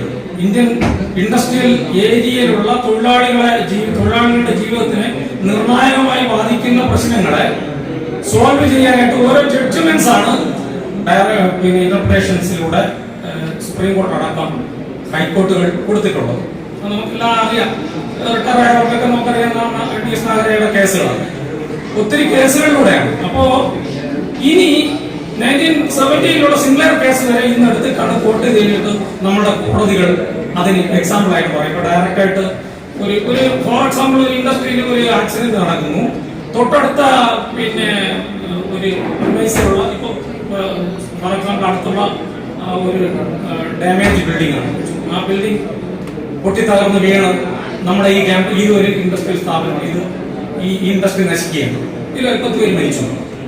അപ്പൊ അത് പ്രോക്സിമിറ്റി അല്ല നോക്കേണ്ടതെന്നാണ് സിമിലർ കേസിൽ പറഞ്ഞത്. അതൊരു 1970 പ്രധാനപ്പെട്ട ഒരു ബ്രിട്ടീഷ് കേസാണ്. ആ കേസില് പ്രോക്സിമിറ്റി ഇപ്പൊ വന്ന് മറിഞ്ഞു വീഴുന്നെങ്കിൽ അപ്പുറത്തെ ബിൽഡിംഗ് ആണ്, ഡാമേജ് ആയ ബിൽഡിംഗ് ആണ് മറിഞ്ഞു വീഴുന്നത്, 10 പേര് മരിച്ചത്. അത് മാത്രം നമ്മൾ നോക്കിയാൽ മതി. അതിന്റെ ഇൻഡയറക്റ്റ് റീസൺസ് ഒന്ന് നോക്കി അതിലേക്ക് പോവുക വേണ്ട.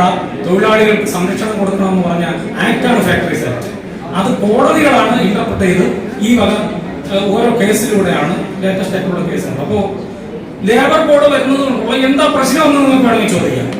കുറെ പേര് മാറ്റി 29 ആക്ടുകളെ എടുത്ത് മാറ്റിയിട്ട് ഒരു 4 ഗ്രൂപ്പുകളായിട്ട് തിരിച്ച് 4 ലേബർ കോഡുകൾ ഉണ്ടാക്കിയെന്ന് പറഞ്ഞ് തൊഴിലാളികളുടെ പ്രശ്നം തീരില്ല. ഈ കോഡുകൾ അടിസ്ഥാനമാക്കി ഇനി വീണ്ടും എത്രയോ ഇന്റർപ്രിട്ടേഷൻ വർഷങ്ങളെടുത്തായിട്ടായിരിക്കും ഒരു സുപ്രീം കോടതി ഇറക്കുക. അതിന്റെ പേരിലായിരിക്കും വീണ്ടും പുതിയ നമുക്കുള്ള ലിബർട്ടികൾ കിട്ടാൻ പോകുന്നത്. അപ്പൊ എത്ര കാലം പിടിക്കുമോ ഈ കാലഘട്ടത്തിൽ വർക്ക് ചെയ്യുന്നവരുടെ കംപ്ലീറ്റ് അവകാശങ്ങളും മൈനസ് കൊണ്ടുകൊണ്ടാണ് ലേബർ കോഡ് വന്നിരിക്കുന്നത്. ഫോർ എക്സാമ്പിൾ, 51% സ്റ്റാഫ് അല്ലെങ്കിൽ എംപ്ലോയീസ് അക്സെപ്റ്റ് ചെയ്താലേ റഫറൻഡം പാസ്സാകും. നമുക്കിപ്പോൾ 30%, റെയിൽവേ റഫറൻഡത്തിന് 30% ഉണ്ടെങ്കിൽ റെക്കഗ്നിഷൻ കിട്ടുന്നുണ്ട്. ഇനി 51% വേണമെങ്കിൽ 100 പേര് വർക്ക് ചെയ്യുന്ന ഒരു കമ്പനിയിൽ 51 പേരെങ്കിലും ആ റഫറൻഡത്തിന് അനുകൂലിച്ചാലേ അത് റെക്കഗ്നൈസ്ഡ് ബോഡിയാവുള്ളൂ. നിങ്ങൾ ആലോചിക്കണം, 1976 ഇന്ദിരാഗാന്ധി പീരീഡിൽ ഒരുപാട് പാടുപെട്ടാണ് 42nd അമെന്റ്മെന്റിലൂടെ 43A ആർട്ടിക്കിൾ അമെന്റ് ചെയ്തത്. വർക്കേഴ്സ് പാർട്ടിസിപ്പേഷൻ ഇൻ മാനേജ്മെന്റ് എന്ന് പറയുന്നത് ചുമ്മാ കിട്ടിയതല്ല. 1948 UDHR, universal director human resource, ഇത് ഈ UDHR 48 ഉണ്ടായ ഒരു തീരുമാനമാണ്. നമ്മുടെ അത് നടപടിയാകാൻ എത്ര സമയമെടുത്തു നോക്കണം. 76 42nd അമെന്റ്മെന്റിലാണ് 43 ആഡ് ചെയ്യുന്നത്. അതായത് ഓരോ തൊഴിലാളിക്കും ഉള്ള അവകാശം ട്രേഡ് യൂണിയനിൽ ചേരാനും അവന്റെ അവകാശങ്ങൾ സമരത്തിലൂടെ നേടിയെടുക്കുക, സമൂഹമായിട്ട് കളക്റ്റീവ് ബാർഗെയിനിങ് എന്നുള്ള ഒരു സംവിധാനം 48 വിഭാവനം ചെയ്ത UDHR വിഭാവനം ചെയ്ത 76 ഇംപ്ലിമെന്റ് ആകുന്നത് നമ്മൾ അറിയാം. ആ ഒരു രാജ്യത്തിലാണ് ഇപ്പൊ കോഡ് കൊണ്ടുവന്നിരിക്കുന്നത്. അതെല്ലാം അബോളിഷാണ്. ഇതുവരെയ്ക്കും ഉണ്ടായിരുന്നുള്ള കംപ്ലീറ്റ് ജഡ്ജ്മെന്റിന്റെ വെർഡിക്റ്റുകളെല്ലാം അബോളിഷ് ആയിട്ട് ഇനി ലേബർ കോഡുകളുടെ ഇന്റർപ്രിട്ടേഷൻ വന്ന് കോടതികളിൽ 10-15 വർഷം ഡിസ്കഷൻ കഴിഞ്ഞ് ആർഗ്യുമെന്റ്സ് കഴിഞ്ഞ് ഹിയറിംഗ് കഴിഞ്ഞിട്ടായിരിക്കും അതിന്റെ ജഡ്ജ്മെന്റ്സ് വരുന്നത്. അപ്പോഴാണ് തൊഴിലാളിക്ക് അവകാശങ്ങൾ കുറച്ചെങ്കിലും തിരിച്ചു കിട്ടാൻ പോകുന്നത്. നമ്മൾ ആലോചിക്കണം, ഈ 15 വർഷത്തെ ഗ്യാപ്പിൽ തൊഴിലാളിയുടെ കംപ്ലീറ്റ് ആയിട്ടുള്ള അവകാശങ്ങൾ നഷ്ടപ്പെടുന്ന ഒരു കാലഘട്ടം ഇനി വരാൻ പോകുന്നു. ഇത് പറയാൻ ആ 12-ാം തീയതി വൈകുന്നേരത്തിൽ ഒരാൾ പോലും തയ്യാറാകുന്നില്ല എന്നുള്ളതാണ്. ആ ഫോണിലൂടെ വിളിക്കാമെന്ന് പറയുമ്പോൾ നിങ്ങൾ ആലോചിക്കുക, സാധാരണ ഒരു പബ്ലിക്കിന് ഇത് എന്താണെന്ന് പോലും അറിയില്ല. ലേബർ കോഡ് എന്തോ ഇപ്പോ നമ്മുടെ IPC മാറ്റി BNS ആക്കി, ചുമ്മാ പേര് മാറ്റി കുറെ സെക്ഷൻ മാറ്റി, ഇത്രയും ചെയ്തിട്ടുള്ളൂ. വേറെ വലിയ കാര്യങ്ങളൊന്നും അതിൻ്റെ അകത്തില്ല. പക്ഷേ ഇത് കംപ്ലീറ്റ് മാറ്റി ഞങ്ങൾ പുതിയതായിട്ട് എഴുതി എന്ന് പറയുന്ന ഒരു ഗവൺമെന്റാണ് ഇപ്പോൾ ഇരിക്കുന്നത് തലപ്പത്ത്. സാധാരണക്കാർ ഇതൊന്നും അറിയുന്നില്ല. സാധാരണക്കാരന് ഈ പറഞ്ഞ പോലെ അന്ന് ഫോണിൽ സംസാരിക്കുന്നവൻ പറയാണ് നമ്മുടെ ജീവിതം ഇന്നത്തേക്ക് 1200 രൂപ നഷ്ടമാണ്. അവന് നാളെ തൊട്ട് ജോലിയില്ലെന്നുള്ള അവസ്ഥ അവൻ മനസ്സിലാകുന്നില്ല. അത് മനസ്സിലാക്കേണ്ട ബോധം ഇത്രയും ലിറ്ററസി ഉള്ള കേരളത്തിൽ പോലും ഇല്ലെന്നുള്ളതാണ്. എനിക്ക് വലിയ സങ്കടം തോന്നിയ ഒരു കാര്യമായതുകൊണ്ട് ഞാൻ പറഞ്ഞതാണ്. നമ്മൾ ഓരോരുത്തരും മനസ്സിലാക്കണം ലേബർ കോഡിന്റെ എന്താ പ്രശ്നം. 10% വേണം. 100 പേര് വർക്ക് ചെയ്യുന്ന ഒരു കമ്പനിയിൽ 10% ഉണ്ടെങ്കിലേ ട്രേഡ് യൂണിയൻ ഫോം ചെയ്യാൻ പറ്റുള്ളൂ. മറ്റത് 7 പേരുണ്ടെങ്കിൽ ഫോം ചെയ്യാൻ പറ്റുമെന്നുള്ള അവസ്ഥയായിരുന്നു ഇതുവരെ ഫാക്ടറീസ് ആക്ട്. പക്ഷെ 10% വേണമെന്ന് പറയുമ്പോൾ കഥ മാറി. 10% ചിലപ്പോൾ കിട്ടിയെന്ന് വരില്ല ഒരു ട്രേഡ് യൂണിയൻ. ഇപ്പോ ഫോർ എക്സാമ്പിൾ നമ്മൾ CIT എത്ര പാർട്ടിസിപ്പേഷൻ ഇന്ത്യയിലുണ്ടെന്ന് അറിയുന്നത്. CIT എന്ന് പറയുന്നത് 30% പോലും ഇല്ല. ബാക്കിയെല്ലാം BMS, ബാക്കിയുള്ള HMS ഇതുപോലുള്ള വലിയ വലിയ യൂണിയനുകളാണ്. സ്ട്രെങ്ത് കൂടുതലാണ്. പക്ഷേ അവകാശങ്ങൾ ഉന്നയിക്കുന്നതിലും അവകാശങ്ങൾ നേടുന്ന സമരങ്ങൾ നടത്തുന്നത് CIT മാത്രമാണ്. അപ്പോ നമ്മൾ ആലോചിക്കുന്നത് അതിലെ പെർസെന്റേജ് അല്ല നോക്കേണ്ടത്. ഈവൻ എ സിംഗിൾ പേഴ്സൺ ആണെങ്കിലും മഹാത്മാഗാന്ധി ഒരൊറ്റ മനുഷ്യനാണ്. അദ്ദേഹമാണ് റവല്യൂഷൻ നടത്തിയത്. അദ്ദേഹത്തിന്റെ പുറകിലാണ് നമ്മൾ അണിനിരുന്നത്, അല്ലേ? സുഭാഷ് ചന്ദ്രബോസ് എന്ന് പറയുന്ന ഒരൊറ്റ ആളാണ്. അപ്പൊ ഒരാൾ വിചാരിച്ചാൽ മതി ഒരു മാറ്റം സംഭവിക്കും. ഇപ്പൊ ഒരു റിഫോർമേഷൻ എന്ന് പറയുമ്പോൾ നമ്മുടെ ഗുരുദേവനെയോ അല്ലെങ്കിൽ കേരളത്തിൽ ചട്ടമ്പസ്വാമികളെയൊക്കെ നമ്മൾ കോട്ട് ചെയ്യുമ്പോൾ ഒരാളാണ് ഇപ്പൊ ഡിസൈഡ് ചെയ്യുന്നത്. അപ്പോ ആ മൈനോറിറ്റി റെസ്പെക്ട് ചെയ്യാനാണ് ഡെമോക്രസി എന്ന് പറയുന്നത്. അപ്പൊ ഒരിക്കലും നമ്മളത് മറന്നു പോകരുത്. അപ്പോ LRS ഒരു മാതൃകാപരമായിട്ടുള്ള യൂണിയനാണ്. അതിൽ മെമ്പർഷിപ്പ് ആയിരുന്നതിന് നമ്മൾക്ക് ഓരോരുത്തർക്കും അഭിമാനകരമാണ്. അങ്ങനെ ബെന്നി ഇത്രയും 37 വർഷം നീണ്ട യാത്രയിലാണ് എത്തതാകുന്നത്. അദ്ദേഹത്തിന് കുടുംബത്തിനും മക്കളും സർവൈശ്വര്യങ്ങളും നേർന്നുകൊണ്ട് എല്ലാ അഭിവാദ്യങ്ങളും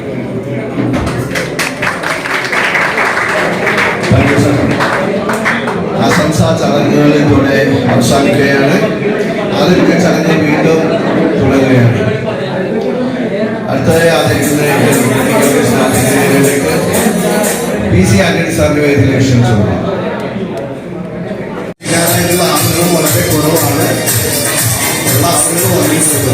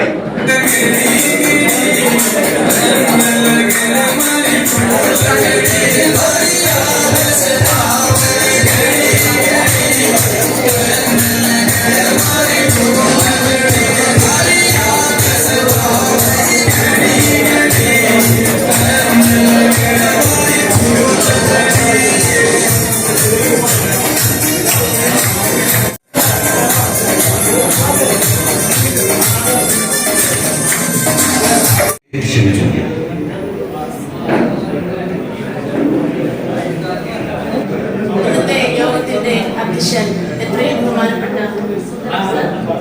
വേദിയിലിരിക്കുന്ന വിശിഷ്ട വ്യക്തികളെ, വേദിയിലും സദസ്സിലുമായിട്ടിരിക്കുന്ന ALS ഭവനിൽ കൂടിയിരിക്കുന്ന എൻ്റെ എത്രയും പ്രിയപ്പെട്ട സഹോദരി സഹോദരന്മാരെ, എല്ലാവർക്കും വിനീതമായ നമസ്കാരം. ആദ്യമേ തന്നെ എല്ലാവർക്കും ഒരു ഹാപ്പി വാലന്റൈൻസ് ഡേ നേരുന്നു. പ്രണയം മനസ്സിൽ കാത്തു സൂക്ഷിക്കുന്ന ഒരു പെൻഷനറായെങ്കിലും ഇനിയും മുമ്പോട്ടുള്ള ജീവിതത്തിൽ പ്രണയം മനസ്സിലില്ലെങ്കിൽ ജീവിതം മുരടിച്ചു പോകും എന്ന് എനിക്ക് നന്നായിട്ടറിയാം. പിന്നെ കൂടുതലൊരു പ്രസംഗത്തിനൊന്നുമുള്ള ഒരു വൈഭവം എനിക്കില്ല. എനിക്ക് മനസ്സിൽ തോന്നുന്ന എന്തെങ്കിലുമൊക്കെ നിങ്ങളുമായിട്ട് സമ്മതിക്കാൻ അത്രേ ഉള്ളൂ. ഒരു ഇവിടെ ടൂർ പോകുന്ന കാര്യമൊക്കെ ആരൊക്കെയോ പറയുന്നത് കേട്ടു. എന്റെ 1-2 കസ്റ്റമേഴ്സ് ഒക്കെ ഇതിനകത്തൊക്കെ ഇരിപ്പുണ്ട്. അപ്പൊ അവർക്ക് ഞാൻ പറയണത് എന്താണെന്ന് ശരിക്കും മനസ്സിലാവും. ടൂറിന്റെ അതൊന്നും എന്റെ മനസ്സിലേക്ക് വന്നിട്ടില്ല. അവിടെ ബെന്നി റിട്ടയർ ആയെന്ന് കേട്ടപ്പോ തന്നെ എന്റെ ബാങ്കില് ഓരോരുത്തരുടെ മനസ്സിൽ പെരുമറ കിട്ടി തുടങ്ങി. ഞാൻ അവിടുന്ന് മുങ്ങുമോ? അപ്പൊ അതുകൊണ്ട് ഒരു 8 വർഷത്തേക്കെങ്കിലും ഒരു പാർഷ്യൽ പെൻഷനറെ തൽക്കാലം ആവുന്നുള്ളൂ. ഒരു 8 കൊല്ലം കൂടെ വേണം ഞാൻ പുറത്തോട്ടൊന്ന് വരാനായിട്ട്. അത് കഴിഞ്ഞാണ് അദ്ദേഹം എന്താ പറയാ, നിങ്ങൾ ഈ പറയുന്ന പൂർണ്ണ സ്വാതന്ത്ര്യത്തിലേക്കോ ഒക്കെ പോവുള്ളൂ. അതുവരെ ഈ പോലീസ് സ്റ്റേഷനിൽ പോയി ഹാജർ വെക്കുന്ന പോലെ രാവിലെ വൈകിട്ടും തൽക്കാലം ബാങ്കിൽ ഹാജർ വെക്കേണ്ടി വരും. എന്നെ കൊണ്ടുവന്നാക്കണം, കൊണ്ടുവരണം.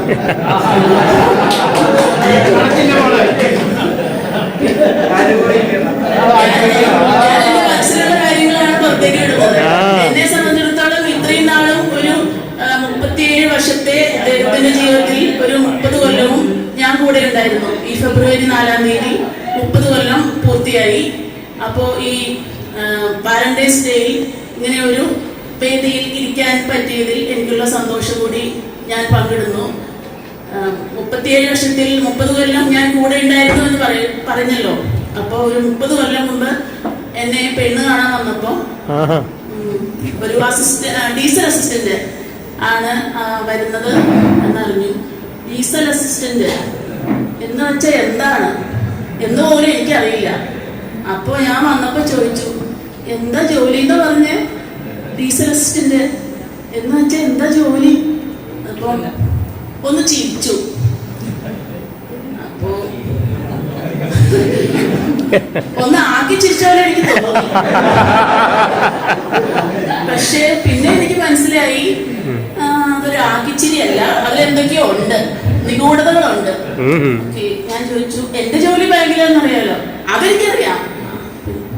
ഈ ജോലി എങ്ങനെയാണ് അതിന്റെ ലീവ് കാര്യങ്ങള്, എപ്പോഴാണ് ജോലി, എങ്ങനെയാണ് ലീവ്, എവിടെയൊക്കെ ആയിരിക്കും, ഏതൊക്കെയാ? അതൊന്നും ഞാനിപ്പോ പറയണില്ല, എനിക്ക് തന്നെ ശരിക്കും മനസ്സിലായിട്ടില്ല. 1996 ഫെബ്രുവരി 4. അപ്പോ എനിക്ക് തന്നെ ഇത് ശരിക്കൊന്നും മനസ്സിലായിട്ടില്ല. പിന്നെ ഞാനെങ്ങനെയാ പറഞ്ഞു തരുന്നേ? ദൈവമേ, ഞാൻ എങ്ങോട്ടാ പോക്ക്? അപ്പോ പിന്നെ എന്താന്ന് വെച്ചാ, എന്നെ ആദ്യമായിട്ട് പെണ്ണ് കാണാൻ വന്ന ഒരാളാണ്. അന്ന് എനിക്ക് 22 വയസ്സേ ഉള്ളൂ. ആദ്യമായിട്ട് പെണ്ണ് കാണാൻ വന്ന ഒരാളാണ്. പിന്നെ എന്താണെന്ന് അറിയില്ല, എങ്ങനെയാണെന്ന് അറിയില്ല, ആള് ജനുവിനാണെന്ന് എനിക്ക് മനസ്സിലായി. ഇദ്ദേഹത്തിന്റെ കാര്യങ്ങളിൽ ഞാൻ സുരക്ഷിതയാണെന്നുള്ളത് എനിക്ക് മനസ്സിലായി. അപ്പോ ആദ്യമായിട്ട് എന്നെ പെണ്ണ് കാണാൻ വന്ന ആളുടെ കൂടെ ഞാൻ സമ്മതം മൂല്യം അങ്ങോട്ട് കൂടി. പിന്നെ പറഞ്ഞതുപോലെ എന്താണെന്ന് നിനക്ക് പറഞ്ഞു തരാൻ എനിക്ക് അറിയില്ല എന്ന് പറഞ്ഞത് എനിക്ക് ശരിക്കും മനസ്സിലായി. പോകെ പോകെ അതിന്റെ ആഴവും പരപ്പും എന്താണെന്നുള്ളത് എനിക്ക് നന്നായിട്ട് മനസ്സിലായി. എനിക്ക് പറ്റുന്ന പോലെ എൻ്റെ ജോലിയുടെ ആ ഒരു കോംപ്ലിക്കേഷൻസും വെച്ചുകൊണ്ട് നിങ്ങൾ ഉദ്ദേശിക്കുന്ന പോലെയൊന്നും അല്ല. ബാങ്കിലെ ജോലി പണ്ടൊക്കെ സുഖമായിരുന്നു, പൊട്ട് സുഖമില്ല. അപ്പോൾ ഒരു ലീവിന് കാര്യങ്ങളൊക്കെ താക്കോല് കയ്യിലിരിക്കുമ്പം തല കറങ്ങി കിടക്കണ പോലും താക്കോല് ബാങ്കിൽ എത്തിക്കണം, ആളിവിടെ ഉണ്ടാവില്ല, എനിക്കൊന്ന് വിഷമം പറയാൻ പറ്റുന്നില്ല, ഫോൺ വിളിക്കാൻ പറ്റുന്നില്ല, ഒരു കമ്മ്യൂണിക്കേറ്റ് ചെയ്യാൻ പറ്റുന്നില്ല. പക്ഷെ എന്തുകൊണ്ടോ അതൊന്നും എൻ്റെ മനസ്സിലേക്ക് അങ്ങനെ കൂടുതൽ ഒരു തളർത്തുന്ന രീതിയിൽ കയറിയിട്ടില്ല. ഞങ്ങൾ തമ്മിൽ അതൊക്കെ വളരെ അഡ്ജസ്റ്റ്മെന്റിൽ പോയി. പിന്നെ മറ്റുള്ളവരെ ബോധ്യപ്പെടുത്തുന്ന കാര്യങ്ങളിൽ ആദ്യമൊക്കെ ഞാൻ ഒരു സ്റ്റഡി ക്ലാസ്സിൽ എടുത്തു തുടങ്ങി, നോക്കി. പക്ഷെ എനിക്ക് മനസ്സിലായി പറയുന്തോറും കൺഫ്യൂഷൻ കൂടുള്ളൂ. പകല് വീട്ടിൽ കണ്ടു, ഒരു ഫംഗ്ഷന് വിളിച്ച ആളെ കാണുന്നില്ല, എവിടെ പോയി? ഇവിടെ ഉണ്ടായിരുന്നല്ലോ, പകല് രാവിലെ ഉണ്ടായിരുന്നല്ലോ, വൈകിട്ടല്ലേ ജോലിക്ക് പോകേണ്ടത്, എന്തുകൊണ്ട് ഉച്ചത്തെ കല്യാണത്തിന് വന്നുകൂടാ? അങ്ങനെ ഇദ്ദേഹത്തിന് വേണ്ടി കുറെ ശത്രുക്കളെ ഞാനും ഉണ്ടാക്കി. വേറൊന്നുമല്ല, പ്രതിരോധം തീർത്തു. വീട്ടിലൊരാൾ വന്നിട്ടുണ്ടെങ്കിൽ ചിലപ്പോൾ ഞാൻ ആള് വീട്ടിലുണ്ടെങ്കിലും ഇല്ല എന്ന് പറയാറുണ്ട്. കാരണം എനിക്കറിയാം ഒരൊറ്റ കോളിംഗ് ബെല്ലിൽ ആ ഉറക്കം പോകും. ആ ഉറക്കം പോകുന്നതിന്റെ പ്രത്യാഘാതം അദ്ദേഹത്തെ എനിക്കും വേണം, റെയിൽവേക്കും വേണം, ഈ പ്രസ്ഥാനത്തിന് വേണം, ഈ നാടിന് വേണം. അപ്പൊ അതുകൊണ്ട് ഒരു ലോക്കോ പൈലറ്റിന്റെ ജോലി എന്താണെന്നുള്ളത് നന്നായിട്ട് ഉൾക്കൊണ്ടുകൊണ്ട് ആ കാര്യത്തിൽ ഞാൻ അഭിമാനപൂർവ്വം പറയുന്നു. എനിക്ക് 60 വയസ്സിൽ ബാങ്കിൽ നിന്ന് ഇറങ്ങണം എന്നുള്ള ലക്ഷ്യത്തെക്കാൾ ഉപരി ഇദ്ദേഹത്തെ 60 വയസ്സ് വരെ ഈ പ്രസ്ഥാനത്തിൽ നിർത്തണമെന്ന് എനിക്ക് അതിയായ ആഗ്രഹം ഉണ്ടായിരുന്നു. എനിക്കൊരു വാശി തന്നെ ഉണ്ടായിരുന്നു. കാരണം ഞാൻ പറയുന്നത് അവർക്ക് മനസ്സിലാവുന്നില്ലായിരുന്നു. അതുകൊണ്ട് അതെനിക്കൊരു വാശിയായിരുന്നു. അതിൽ ഞാൻ വിജയിച്ചു. അത്രയുള്ളൂ, കൂടുതലൊന്നും പറയാനില്ല. ഇതിനോടൊപ്പം കുടുംബത്തെയും ഒപ്പം നന്നായി തന്നെ കൊണ്ടുപോകാൻ പറ്റി. കൂടുതൽ ആരോഗ്യ പ്രശ്നങ്ങളിലേക്കൊന്നും പോവാതെ അദ്ദേഹത്തെയും ഈ 60 വയസ്സ് വരെ എത്തിച്ച് കൊണ്ടുപോകാൻ പറ്റി. പിന്നെ എനിക്ക് പറയാനുള്ളത്, നിങ്ങളുടെ ഈ പ്രസ്ഥാനത്തിൻ്റെ ഒരു കൂട്ടുകെട്ടും ഒരു ഐക്യവും എല്ലാം. ഞാനും ഒരു ബാങ്കിൽ ജോലി ചെയ്യുന്ന ഒരാളാണ്. അതിലും ഒരു ട്രേഡ് യൂണിയനും കാര്യങ്ങളും ഒക്കെ ഉണ്ട്. പക്ഷേ അതിലൊന്നും ഇല്ലാത്തൊരു സവിശേഷത ഈ പ്രസ്ഥാനത്തിൽ ഞാൻ കാണുന്നുണ്ട്. കാരണം ഒരു ആപത്തിൽ സഹായിക്കുന്നവരാണ് സുഹൃത്ത് എന്നുള്ള ആ ഒരു ചൊല്ല് വളരെ അന്വർത്ഥമായിട്ട് എനിക്ക് തോന്നിയത് ഇവിടെയാണ്. ഞാൻ ജോലി ചെയ്യുന്ന എൻ്റെ പ്രസ്ഥാനത്തേക്കാൾ കൂടുതൽ എനിക്കത് തോന്നിയിട്ടുണ്ട്. ഓരോ കാര്യങ്ങൾ വരുമ്പോൾ, ഒരു ആപത്ഘട്ടം വരുമ്പോൾ നിങ്ങൾ തമ്മിൽ കാണിക്കുന്ന ആ സ്നേഹവും കരുതലും അത് തീർത്തും പ്രശംസനീയമാണ്. ഇനിയും അതുണ്ടാകണം. അതുകൊണ്ട് എല്ലാവർക്കും തന്ന സ്നേഹത്തിനും സഹകരണത്തിനും എല്ലാത്തിനും നന്ദി. പിന്നെ നന്നായിട്ട് ഈ ജീവിതം ഇവിടം വരെ കൊണ്ടുപോകാൻ സാധിച്ചത് ഈ റെയിൽവേ എന്ന പ്രസ്ഥാനത്തിൽ നിന്ന് കിട്ടിയതും കൂടി ചില്ലിക്കാശ് കൊണ്ടുകൂടിയാണ്. അതൊരിക്കലും മറക്കുന്നില്ല. എല്ലാത്തിനും നന്ദി. നമസ്കാരം. Thank U Sheena. അടിപൊളി. നമ്മളോട് 2 വാക്ക് സംസാരിക്കുന്നതിന് വേണ്ടിയിട്ട് അദ്ദേഹത്തിന് സാന്ദ്രയെ വേദിയിലേക്ക് ക്ഷണിച്ചു.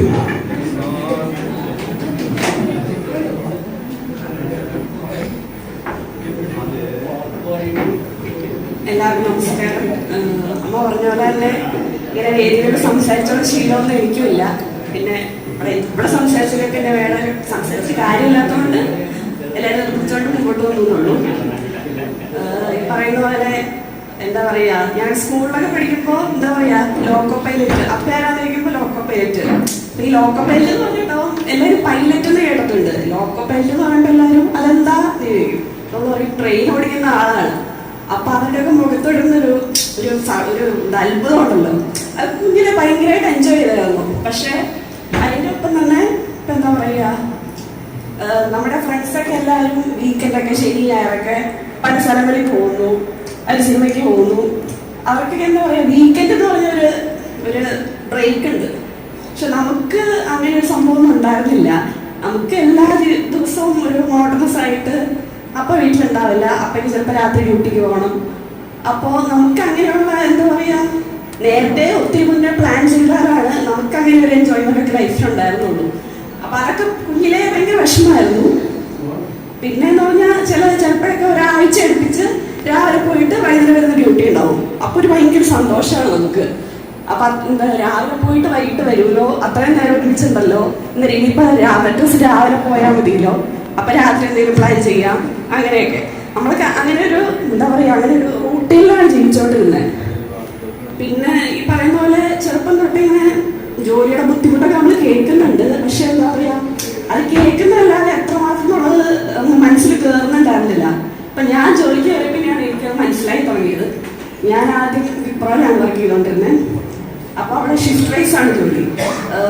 ചിലപ്പോൾ മോർണിംഗ് ഷിഫ്റ്റ്, ആഫ്റ്റർനൂൺ ഷിഫ്റ്റ്, പിന്നെ ഈവനിങ് ജനറൽ ഷിഫ്റ്റ് അങ്ങനെയാണ്.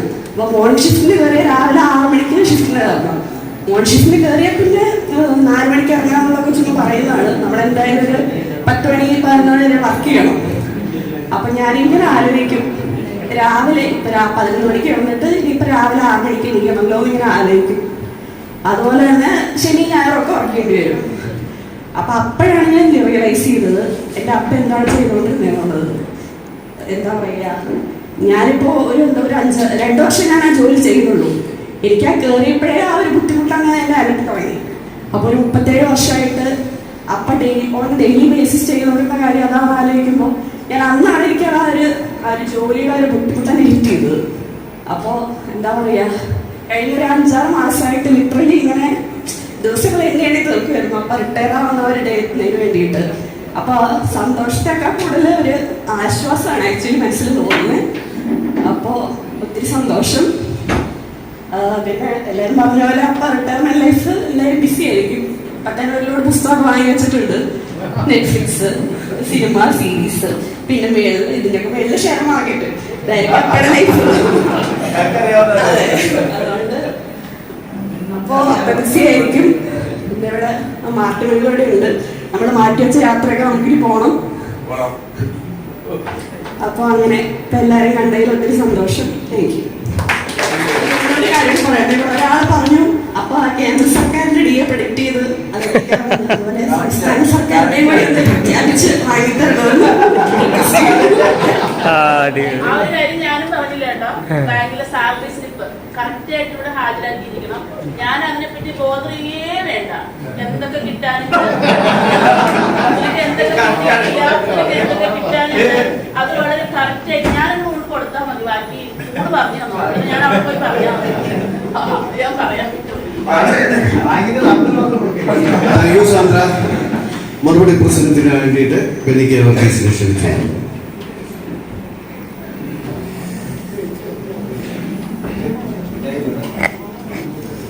പ്രിയ അധ്യക്ഷൻ, സുന്ദര, മറ്റ് നേതാക്കളെ, സുഹൃത്തുക്കളെ, ഞാൻ പ്രത്യേകിച്ചൊന്നും തന്നെ പറയാൻ എനിക്ക് തോന്നുന്നില്ല.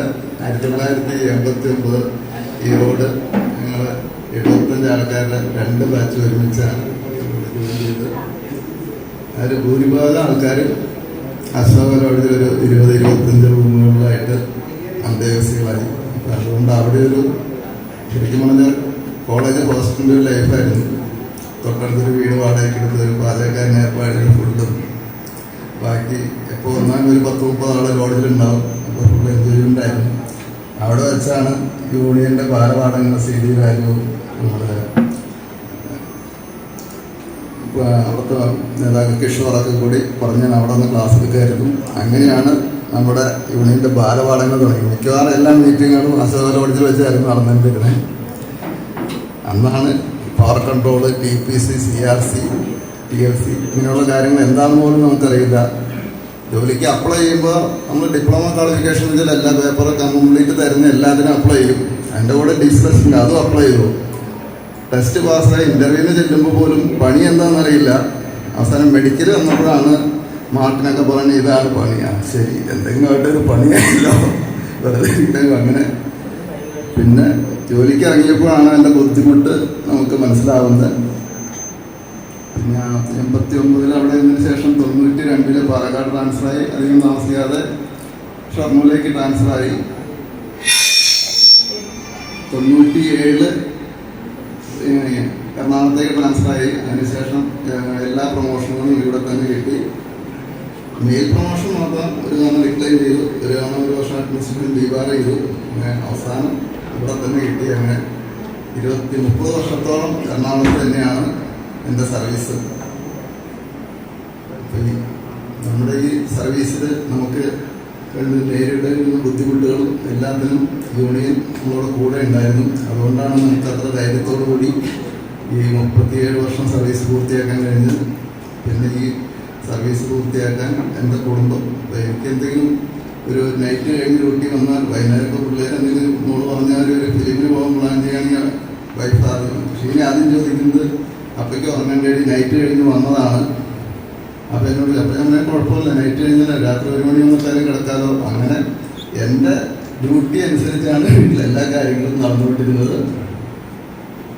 പിന്നെന്താ പറയുക, ഈ ജോലി നമ്മൾ അങ്ങനെ ജനിച്ചപ്പോൾ അങ്ങനെ ഒരു സമ്പ്രദായം, ഒരു മിഡിൽ ക്ലാസ് ഫാമിലിയിലാണ് ജനിച്ചത്. ഈ ജോലി കൊണ്ടാണ്, ഞങ്ങളുടെ ജോലി കൊണ്ടാണ് ഞങ്ങൾ ഈ നിലയിൽ എത്തിയത്. പ്രത്യേകിച്ചൊന്നും തന്നെ പറയാനില്ല. നമ്മുടെ ഇതിനെന്തെങ്കിലും എനിക്കെന്തെങ്കിലും ബുദ്ധിമുട്ടാവുന്നില്ല. അത് പേഴ്സണൽ ലൈഫാണെങ്കിലും ഡ്യൂട്ടി സംബന്ധമായ കാര്യങ്ങളാണെങ്കിലും എന്താണെങ്കിലും നമ്മുടെ എറണാകുളത്തെ സുഹൃത്തുക്കൾ എല്ലായ്പ്പോഴും എല്ലാത്തിനും കൂടെ ഉണ്ടായിരുന്നു. നമുക്ക് എന്തെങ്കിലും ഒരു ആവശ്യം വന്നാൽ അവരോട് പറഞ്ഞാൽ മതി, ബാക്കി കാര്യങ്ങളെല്ലാം അവർ ചെയ്തു. ഇപ്പോൾ യൂണിയൻ്റെ എന്ത് കാര്യങ്ങളാണെങ്കിലും അങ്ങനെ അവർ യൂണിയൻ പറഞ്ഞ് നമ്മൾ ചെയ്താൽ മതി, അതിൻ്റെ പുറകെ വന്ന് ബാക്കി കാര്യങ്ങളെല്ലാം യൂണിയൻ ഏറ്റെടുത്തോളും. ആ ഒരു ധൈര്യമാണ് ഇത്രയും കാലം വർക്ക് ചെയ്യാൻ പ്രേരിപ്പിച്ചത്. അതായത് പ്രത്യേകിച്ച് ഇത്രയും നല്ല ഒരു സെൻഡ് ഓഫ് ഒരുക്കിയിരുന്ന നമ്മുടെ ARS ബ്രാഞ്ച് ബിജു ജോസഫ് എല്ലാവരും നന്ദികൾ ഉൾപ്പെടുത്തുന്നു. അത് എനിക്ക് ഓഫീസിലെ എല്ലാ കാര്യങ്ങൾക്കും എല്ലാവരും നല്ല സഹകരണമായിരുന്നു. എല്ലാത്തിനും എല്ലാവരോടും നന്ദി. Thank you.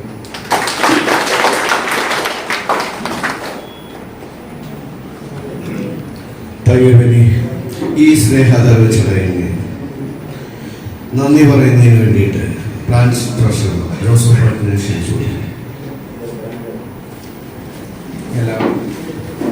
എല്ലാവർക്കും ഏറ്റവും സുന്ദരമായ നിമിഷങ്ങളാണിത്. കാര്യം നന്ദി പറയുമ്പോൾ എല്ലാവരും ഭയങ്കര സന്തോഷത്തിലായിരിക്കും.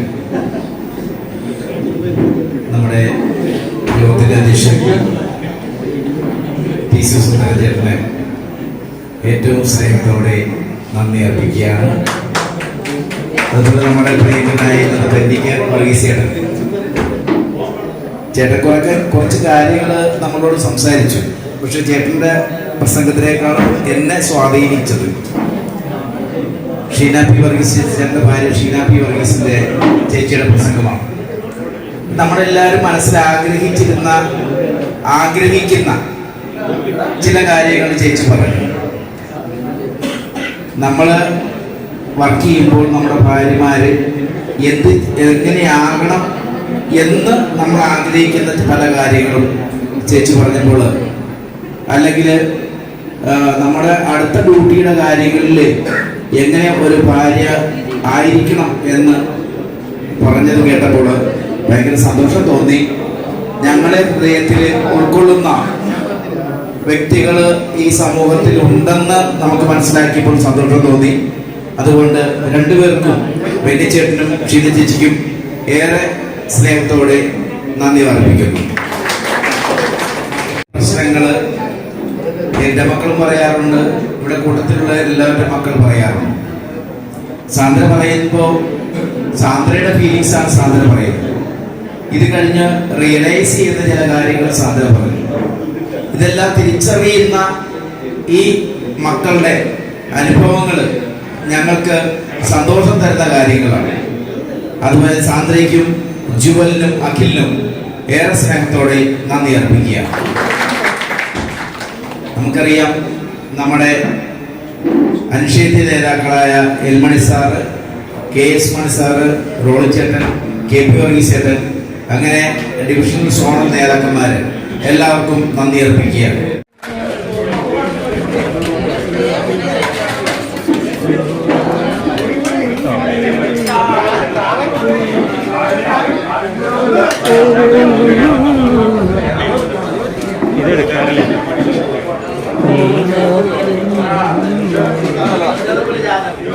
സാധാരണ ഇതിന് സമയം കിട്ടാറൊന്നുമില്ല. ഇന്നേലും സമയം നേരത്തെ കഴിഞ്ഞത് കിട്ടും.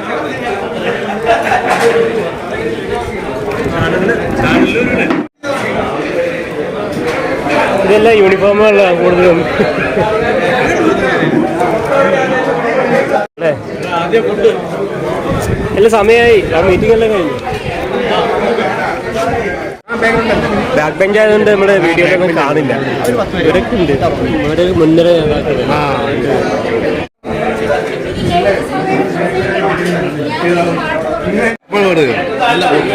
നല്ല ചിന്ത, സന്തോഷം. അത് അത്രയുള്ള ആരോഗ്യത്തിന് ഹാപ്പി ഹോർമോൺ എപ്പോഴും പ്രവർത്തിച്ചോണ്ടിരിക്കല്ലേ. സഹനശക്തിക്കുള്ള